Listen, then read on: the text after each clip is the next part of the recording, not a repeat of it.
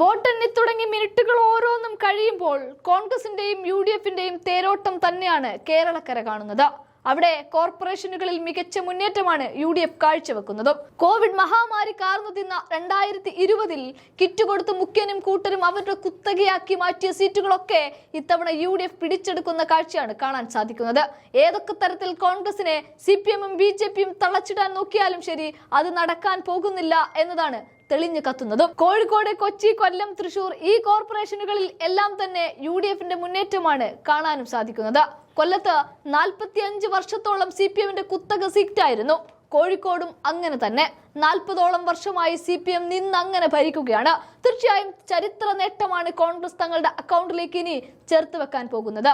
ഇനി കൊച്ചിയിലേക്ക് വന്നാൽ ഒരു തിരിച്ചു പിടിക്കലാണ് കാണാൻ സാധിക്കുന്നത്. കഴിഞ്ഞ 2020 UDFന്റെ കൈകളിൽ നിന്നും LDF പിടിച്ചെടുത്ത സീറ്റാണിപ്പോൾ UDF അവരിലേക്ക് തന്നെ അടുപ്പിക്കുന്നത്.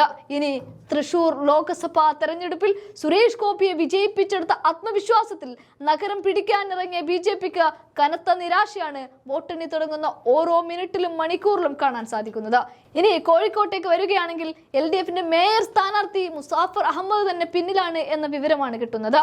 ഇവിടെ VM വിനു, കോഴിക്കോടിന്റെ കോൺഗ്രസിന്റെ മുഖമായി മാറിയ സെലിബ്രിറ്റി നേതാവ് പ്രചാരണം കൊഴിപ്പിക്കുമ്പോൾ വോട്ടർ പട്ടികയിൽ പേരില്ല എന്നതിന്റെ പേരിൽ പിന്നോട്ടടിക്കുകയും പിന്നീട് നിൽക്കാൻ പറ്റാതെ പോവുകയുമാണ് ഉണ്ടായത്.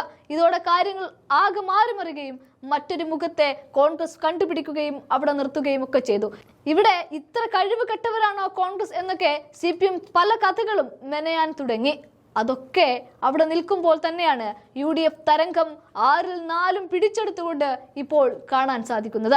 ഇനി വരുന്ന ഓരോ മിനിറ്റിലും ഏതൊക്കെ, ആരൊക്കെ, എവിടെയൊക്കെ, എങ്ങനെ പിടിച്ചെടുത്തു എന്നുള്ള കഥകൾ നമുക്കറിയാം.